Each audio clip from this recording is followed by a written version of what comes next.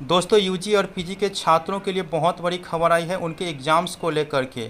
Supreme court ने UGC से मांगा है जवाब। तो नमस्कार दोस्तों, स्वागत है आप सभी को आपके अपने इस प्यारे यूट्यूब चैनल पे।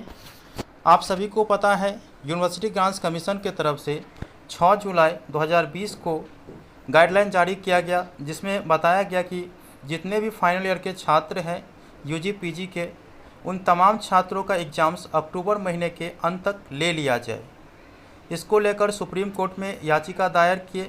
सुप्रीम कोर्ट ने यूनिवर्सिटी ग्रांट्स कमीशन से जवाब मांगा है कि इस कोरोना काल में कैसे लेंगे एग्ज़ाम। तो यूजीसी का क्या गाइडलाइन है उसे भी मैं आप लोगों को बताऊंगा, और सुप्रीम कोर्ट ने यूजीसी से क्या जवाब मांगा है वो भी आप लोगों को बताऊंगा। तो बने रहिए इस चैनल पे। वीडियो अच्छा लगे तो लाइक करिएगा, चैनल को सब्सक्राइब कर लीजिएगा। तो दोस्तों इसे बताने के लिए सबसे पहले मैं livehindustanCom से जो इन्फॉर्मेशन आई है उसे मैं आप लोगों को बता दे रहा हूँ। यहाँ पे आप लोग हेडिंग देख सकते हैं, university exams UGC guideline 2020। Court ने यूजीसी से पूछा क्या परीक्षाएं एमसीक्यू और ओपन चॉइस बेस्ड हो सकती है। तो उनके लिए जो समय दिया गया है निर्णय का वो 24 जुलाई है। 24 जुलाई तक यूजीसी को सुप्रीम कोर्ट में बताना पड़ेगा। यहाँ पे आप लोगों को तमाम जानकारी पहले बता देता हूँ, उसके बाद जो मेन पॉइंट है उसे भी मैं आप लोगों को बताऊँगा। उच्च न्यायालय ने बुधवार को विश्वविद्यालय अनुदान आयोग से स्पष्ट करने को कहा कि क्या विश्वविद्यालयों की अंतिम वर्ष की परीक्षाएं बहुविकल्पीय प्रश्न अर्थात मल्टीपल चॉइस क्वेश्चन, खुले विकल्प ओपन चॉइस, असाइनमेंट और प्रस्तुतिकरणों के आधार पर कराई जा सकती है।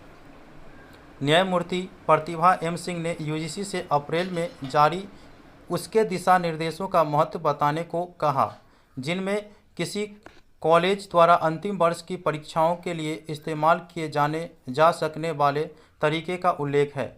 उच्च न्यायालय ने अगली सुनवाई के लिए 24 जुलाई की तारीख तय की है। यूजीसी ने सुनवाई के दौरान दलील दी कि दिशा निर्देश अंतिम वर्ष के परीक्षार्थियों के आंतरिक मूल्यांकन की अनुमति नहीं देते हैं, क्योंकि इससे प्रणाली की विश्वसनीयता पर प्रश्न चिन्ह खड़ा हो सकता है। तो इसे मैं आप लोगों को बता दूं कि यूजीसी ने जब अप्रैल में गाइडलाइन जारी किए गए थे कि अगर आगे चलकर परिस्थितियों में सुधार नहीं होगी तो छात्रों से मल्टीपल चॉइस क्वेश्चन अर्थात objective, open book system, assignment या उनके मूल्यांकन के आधार पर अंक देकर छात्रों को अगले कक्षा में प्रोन्नति दी जाएगी और फाइनल ईयर छात्रों को सर्टिफिकेट दिया जाएगा। तो उसी को लेकर अब जब यूजीसी कह रहे हैं कि फाइनल ईयर के छात्रों के लिए ये नहीं थी, क्योंकि मूल्यांकन के आधार पर अगर उनको मार्क दे दिया जाता है तो यूजीसी के जो विश्वास है उस पर प्रश्न चिन्ह खड़ा हो सकता है। तो उसे स्पष्ट करने को दिल्ली उच्च न्यायालय ने 24 जुलाई तक का समय दिया है। इसे भी आप लोग देखिए। ये हमारे सहयोगी मित्र LKVD कॉलेज ताजपुर के सेना अध्यक्ष MD जावेद जी भेजे हैं। हेडिंग है यूजीसी की रिवाइज्ड गाइडलाइन पर सुप्रीम कोर्ट में सुनवाई।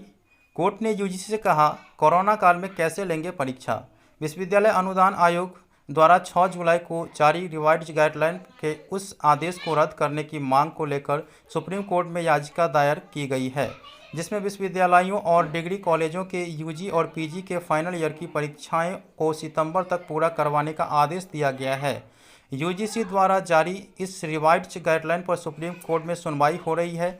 सुनवाई के दौरान सुप्रीम कोर्ट ने विश्वविद्यालय अनुदान आयोग से कहा कि बताइए कोरोना महामारी के काल में परीक्षा कैसे करवाएंगे। Indian council of medical council ने कहा है कि इस साल के नवंबर में कोरोना वायरस के संक्रमण का पीक सीजन हो सकता है। ऐसे में ऑनलाइन परीक्षाएं कैसे करवाएंगे, क्या स्टूडेंट को दिल्ली बुला सकेंगे। सुप्रीम कोर्ट ने यूजीसी को बताने को कहा कि क्या एमसीक्यू, असाइनमेंट जैसे आदि विकल्प फाइनल ईयर के स्टूडेंट के लिए उपलब्ध है। अदालत ने अगली सुनवाई के लिए 24 जुलाई की तारीख तय की है।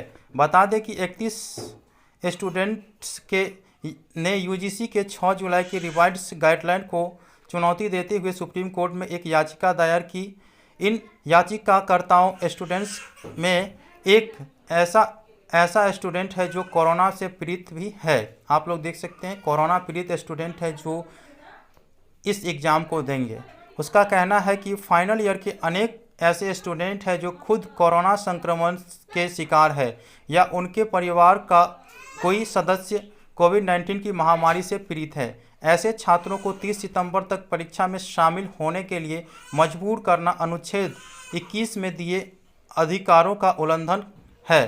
तो आपको अनुच्छेद 21 अगर जानकारी नहीं है तो आप लोग यूट्यूब पे सर्च कर लीजिएगा कि अनुच्छेद 21 क्या है, भारतीय अनुच्छेद में आप लोग देख लीजिएगा। तो दोस्तों ये थे 22 तारीख को सुप्रीम कोर्ट और यूजीसी के बीच जो वार्तालाप हुई। सुप्रीम कोर्ट ने 24 जुलाई तक का समय दिया है और फिक्स भी कर दिया है कि 24 जुलाई को वो अपना जो 29 अप्रैल को गाइडलाइन जारी किए गए थे उस गाइडलाइन का क्या मुख्य उद्देश्य है। तो 24 तारीख के बाद मैं आप लोगों को बता दूंगा कि सुप्रीम कोर्ट की ओर से क्या बयान आते हैं, यूजीसी क्या कह रहे हैं एग्ज़ाम्स को लेकर।